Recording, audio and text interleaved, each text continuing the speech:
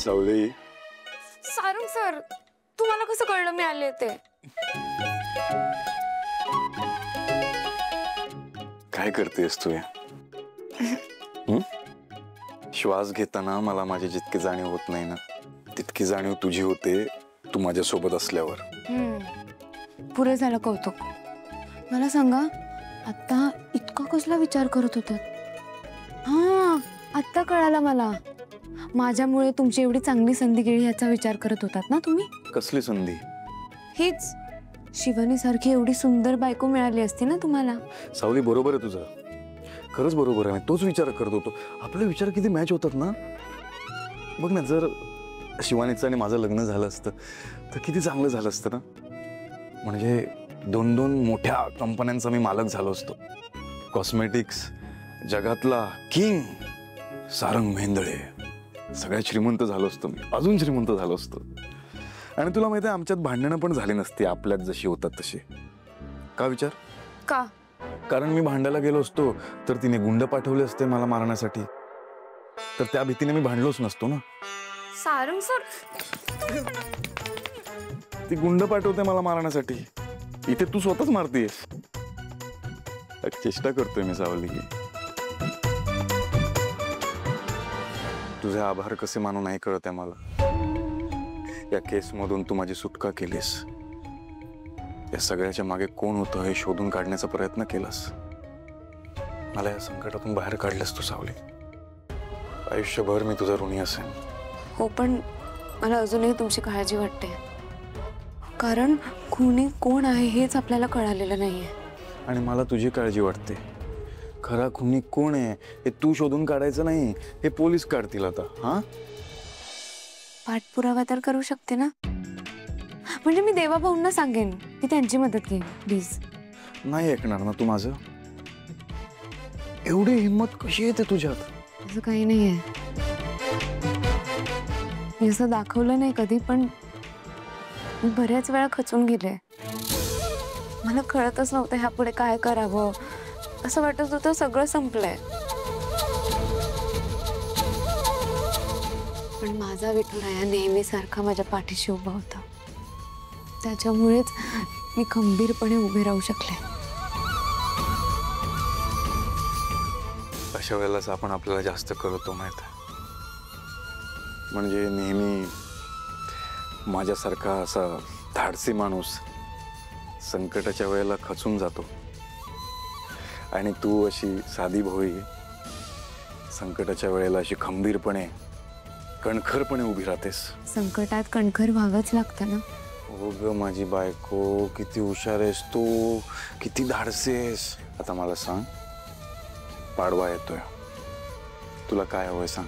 Sarang sir, काय?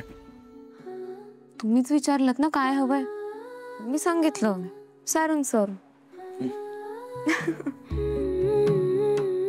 ऐका ना, माझं एक काम करा. बोल.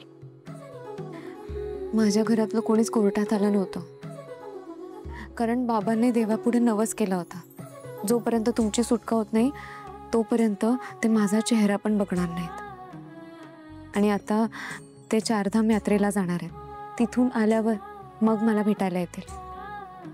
त्यांना आजच जायचं यात्रेला. एवढंच? त्यांच्या खर्चाची व्यवस्था आपण करू. ट्रॅव्हल एजन्सीला मी सांगतो. थँक्यू.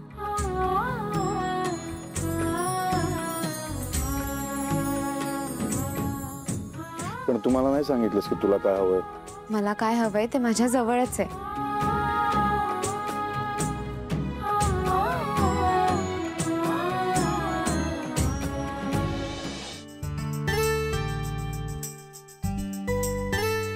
किरण,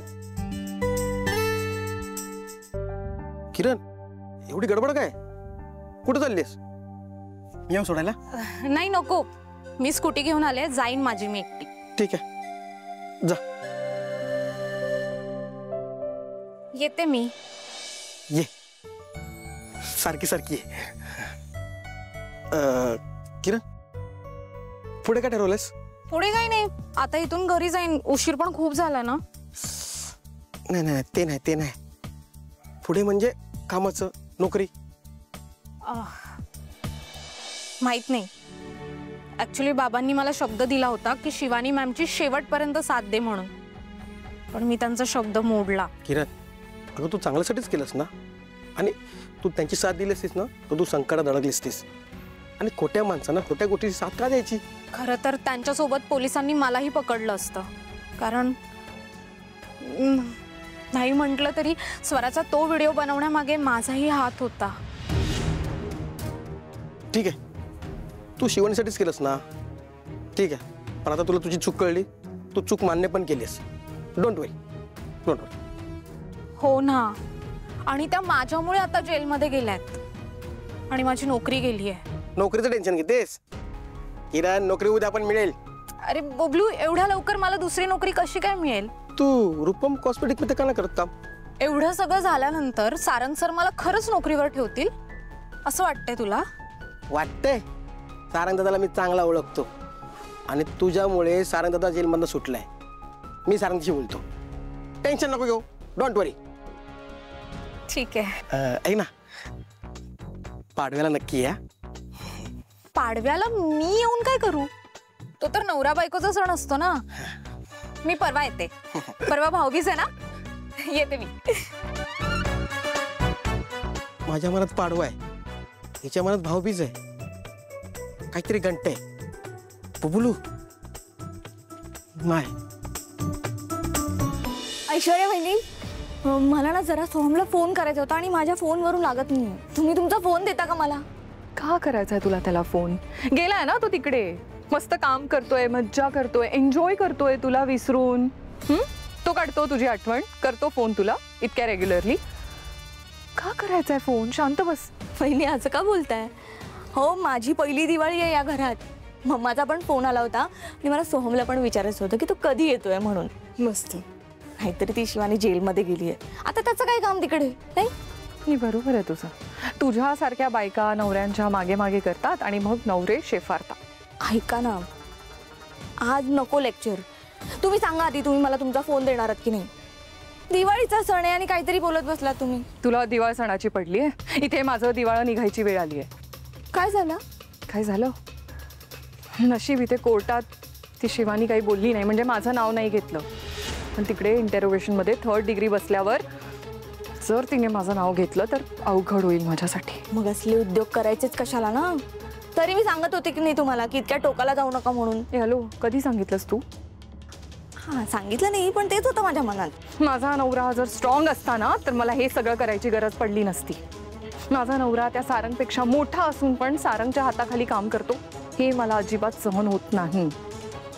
पण थोरल्या तर अमृता वहिनी आहेत ना, त्या नाही करत असले उद्योग. खूप जास्त बोलायला लागलीस ना तू. आलीस तेव्हा माझ्या मागे मागे यायचीस ना, ऐश्वर्या वहिनी टिप्स द्या असं म्हणून मागे मागे फिरायचीस. आता खूप जास्त तोंड चालायला लागलंय तुझं. बाय द वे, अमृता वहिनी तुझी जी थोरली आहे ना, तिच्यापेक्षा खूप जास्त मान आहे माझा या घरात.